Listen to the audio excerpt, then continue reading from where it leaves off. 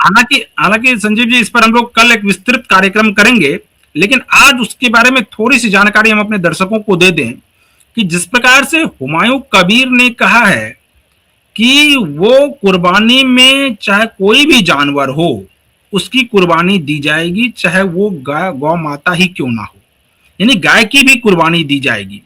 और वहीं दूसरी तरफ जो बाबरी मस्जिद की तरफ से जो मतलब चुनाव वो लड़ रहे थे, खास करके उस केस को, उस केस के इकबाल अंसारी जो हैं, वो कह रहे पक्षकार कि वो कह रहे नहीं, गौ माता की हत्या नहीं होनी चाहिए।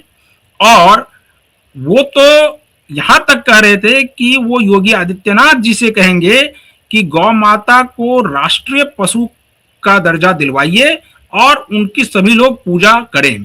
तो ये जो विरोधाभास है, इस पर हम लोग कल विस्तृत चर्चा करेंगे, लेकिन क्या आपको लगता है कि इसके जरिए फिर से इसको और उकसाने की कोशिश की जा रही है? देखिए, मेरा मानना है कि किसी भी एक धार्मिक समूह को दूसरे धार्मिक समूह की भावनाओं और आस्थाओं पर गलत बयान नहीं देना चाहिए। चाहे वो कोई हिंदू हो, वो मुस्लिम समाज को लेकर, उनकी आस्था को लेकर कुछ ना बोले। और मुस्लिम समाज के भी नेताओं और रहनुमाओं को चाहिए कि वो सोच समझ कर बयान दे।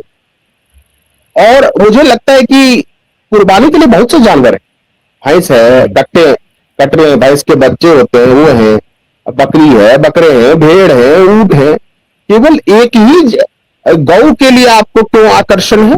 वो जानबूझ के आप बहुसंख्यक समाज को आप चढ़ाना चाहते हैं, तो ये बंद होना चाहिए, ये हमारी मांग है। और इसमें देखिए, अभी जो स्थिति है, खाद पर 15 यूरिया पे 15 अरब डॉलर हर साल हम इंपोर्ट करने में खर्च करते हैं। अगर गायों तो वो गोबर तो गल्फ नेशन ले जा रहा है भारत से खरीद के। अगर होगा तो मैं पूरा डाटा कल दूंगा कि कितने अरब डॉलर का गाय का गोबर जो है, भारतीय गाय का गोबर गल्फ नेशन ले गया खरीद के, जो कि मुस्लिम बहुल देश है, जिसमें इस्लाम उनका स्टेट रिलीजन है। इसके बाद भी वो गोबर क्यों ले गए? तो गोबर और गौमूत्र जो है यूरिया और खाद का सप्लीमेंट हो सकते हैं, और उससे हमारे देश में कैंसर के केसेस में भी बहुत कमी आ सकती है। इसलिए मुस्लिम समाज के कुछ लोग जो भड़काऊ बयान दे रहे हैं, जानबूझ के बहुसंख्यक समाज को चिढ़ा रहे हैं, उनको यह कहना चाहिए कि कुर्बानी उसमें नफ्स की है। नफ्स मतलब बुरी आदतों की कुर्बानी, जहां तक कि हमने सुना। और जहां तक कि बार बार हमने मुस्लिम जो मौलाना है उनके मुंह से सुना है कि लॉ ऑफ द लैंड को मानने का आदेश जो है मोहम्मद साहब ने भी दिया है, और कुरान में भी है कि जिस देश में आप वतन में रहे उस वतन के कानून को माने। तो कानून माने। और यही हुमायूं कबीर क्यों नहीं अब इस बात की जिद करते हैं, या मुस्लिम रहनुमा इस बात की जिद क्यों नहीं करते हैं कि जो बच्चे दीनी तालीम ले रहे हैं उन बच्चों को दुनियावी तालीम भी चाहिए, कंप्यूटर भी चाहिए, एजुकेशन भी चाहिए। आगे AI का जमाना है, क्या करेंगे मुस्लिम बच्चे? आपने आबादी बढ़ा ली और उसके लिए इकोनॉमिक सोर्सेज नहीं है, तो क्या करेंगे? जैसे कि योगी जी ने बोला कि भाई अगर तुम्हारे पास एक कमरा है तो क्यों 10 बच्चे पैदा कर रहे हो? पहले घर बनाओ।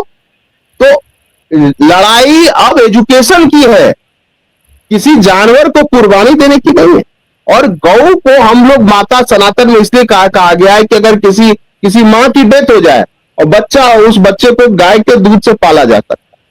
उस गाय के दूध से आप पौष्टिक पदार्थ बनाते हैं, और गोबर जो खाद का काम करता है, जिससे कैंसर विहीन भोजन हमें प्राप्त होता है। जब से यूरिया और केमिकल फर्टिलाइजर का इस्तेमाल हुआ, भारत में कैंसर बढ़ा, डायबिटीज बढ़ा, BP बढ़ा, और बहुत सारे रोग बढ़े। तो उसका एक साइंटिफिक रीजन है उसका। और गाय में देखिए, जो गाय को पालते हैं वो जानते होंगे कि अगर आपके घर में कोई शोक हो जाएगा तो गाय के आंखों से आंसू निकलने लगता है। तो गौ के अंदर जो भावना है वो मानवीय भावना को टच करती है, उसके अंदर संवेदना है। आप खुश रहेंगे, गाय भी देखिए कितनी खुश रहेगी। आप उदास रहिए, गाय उदास हो जाएगी। तो ये भावनाएं होती है, तो उनमें इमोशंस है गाय में। इसलिए मुझे लगता है कि हम बार बार ये क्यों कहते हैं कि उसी की हत्या करके कुर्बानी कबूल होगी। और जहां तक मुझे कहानी याद है, जो इब्राहिम थे उन्होंने तो भेड़ की बलि, मतलब वो तो अपने बेटे की बलि दे रहे थे, लेकिन ऊपर वाले ने बेटे के जगह भेड़ रख दिया, तो भेड़ की ही कुर्बानी करिए। अगर उदाहरण इब्राहिम से लिया गया है तो भेड़ की कुर्बानी कीजिए। क्या ये भड़काऊ बयान हुमायूं कबीर तो ले डूबे TMC को। एक तो बाबरी मस्जिद बना रहे थे, अब उनको बाबरी मस्जिद नहीं बनाना है, अब उनको जानबूझ के फिर हिंदुओं को चढ़ाना। तो मुझे लगता है ये सब करने से, देखिए मैं सभी समाज के लोगों से यही कहूंगा कि पढ़िए लिखिए, AI, artificial intelligence, semiconductor, chip के जमाने में, मैं दोनों हिंदुओं को भी कहता हूं कि ठीक है धर्म आपका व्यक्तिगत मामला है, लेकिन ज्ञान विज्ञान से जुड़ के ही आप इस वैश्विक विकास में आप साझेदार हो सकते हैं। और ये बात मुस्लिमों को भी ज्यादा सीखना चाहिए, ज्यादा सीखना चाहिए, क्योंकि अभी भी उनमें शिक्षा का स्तर हिंदुओं से कम।